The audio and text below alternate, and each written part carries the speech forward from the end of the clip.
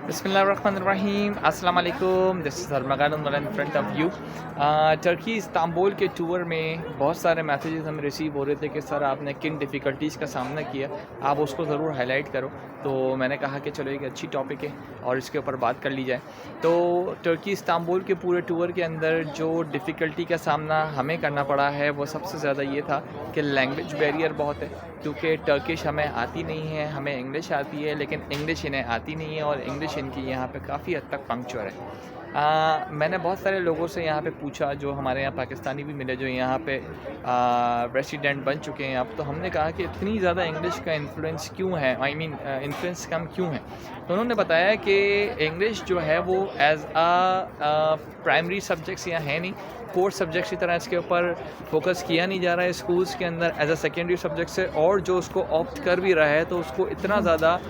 पढ़ाने के लिए इतने वैल्यूएबल टीचर्स यहाँ मौजूद नहीं हैं, तो जिसकी वजह से इंग्लिश इनकी इतनी अच्छी नहीं है, पहली बात। दूसरी बात ये कि जो हमें सबसे ज़्यादा प्रॉब्लम फेस इधर किया, वो प्रॉब्लम ये फेस किया कि यहाँ पे क्योंकि स्ट्रीट्स के नेम्स भी जो है वो यहाँ पे टर्किश लैंग्वेज में लिखे हुए हैं, और जो आप मैप फॉलो कर रहे होते हो उसके अंदर भी वो जो गूगल असिस्टेंट है वो बोलती तो इंग्लिश है, लेकिन वो स्ट्रीट्स के नाम इतने ज़्यादा मुश्किल हैं कि आप उसको अंडरस्टैंड करने में, और जो यहाँ पे स्ट्रीट्स के ऊपर जो टैग लगे हुए हैं उसको अंडरस्टैंड करने में मिस कर जाते हो। तीसरी प्रॉब्लम जो हमें सबसे ज़्यादा हुई वो प्रॉब्लम ये हुई कि यहाँ पे मेट्रो और बस के मैप्स को पढ़ना और समझना हमारे लिए थोड़ा सा चैलेंजिंग था। अगेन लैंग्वेज की वजह से ये मसला था, और दूसरा ये है कि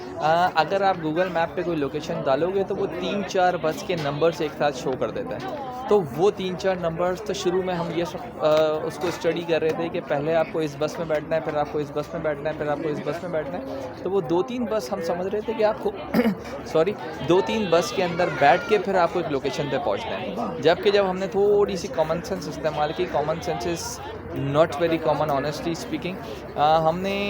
एक आधी दिन के अंदर उस चीज़ को स्टडी कर लिया था, समझ लिया था, थोड़ा सा कॉमन सेंस इस्तेमाल किया था, हमें समझ में आ गई। क्योंकि आप जब नए कंट्री में आते हो, नए लोगों में आते हो, तो आपको वो चीज़ें समझने में थोड़ा सा हडल होती हैं। तो हमने एक आध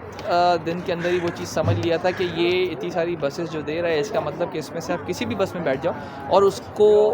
स्टॉप दे देगा कि जी 15 स्टॉप्स के बाद आपको 16th स्टॉप पे उतरना है, या 10 स्टॉप के बाद 11th स्टॉप पे उतरना है। बस वो हमने स्टडी करना जब शुरू कर दिया तो हमारे लिए लाइफ बहुत इजी हो गई, यहाँ पे टूर हमारा बहुत इजी हो गया, बहुत मज़ा आने लगा, क्योंकि आपको अब वेज़ और अब आपको रूट्स पता थे कि कौन से रूट से होते हुए जाना है।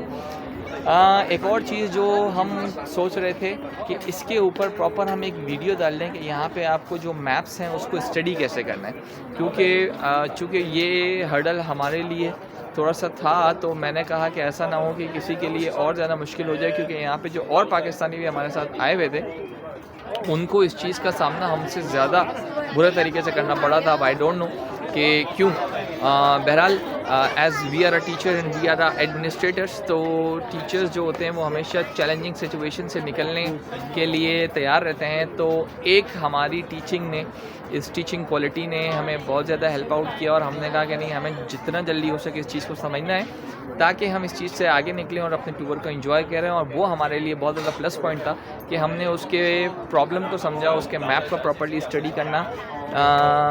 समझ लिया कि किस तरीके से स्टडी करना है, और बाय सेल्फ किया, किसी के थ्रू हमने हेल्प नहीं ली, क्योंकि जब तक हमने हेल्प लेना शुरू की तो उस वक्त तक हम ये चीज़ें बहुत अच्छे से सीख गए थे। तो ये हमारे लिए बहुत प्लस पॉइंट था। अगर यहाँ पे आप आ रहे हो और अगर आपको मैप स्टडी करना नहीं आ रहे, हम इसके ऊपर प्रॉपर एक इंशाल्लाह थोड़ा सा फ्री हो जाए यहाँ से, तो होटल में जाके आपके लिए प्रॉपर एक रिकॉर्डिंग करेंगे कि यहाँ के मैप्स को, यहाँ के ट्राम्स को और यहाँ के मेट्रो को किस तरह स्टडी करते हुए आप ट्रैवल करोगे। और एक दफ़ा आपने वो हमारी वीडियो से सीख लिया तो ऑनेस्टली स्पीकिंग जिस दिन से आप यहाँ पर लैंड करोगे, डे फर्स्ट से आपको किसी किस्म का इंशाल्लाह ट्रबल नहीं होगा। हम आपको इंशाल्लाह और भी 2-4 चीज़ें गाइड कर देंगे जो आपके लिए यहाँ पे इस पूरे ट्रैवल में बहुत ही ईजी रहेगा। उम्मीद है आपको ये वीडियो अच्छी लगी होगी। वीडियो अच्छी लगी तो वीडियो को लाइक करें, शेयर करें, चैनल को सब्सक्राइब करें। टिल देन अल्लाह हाफ़िज़।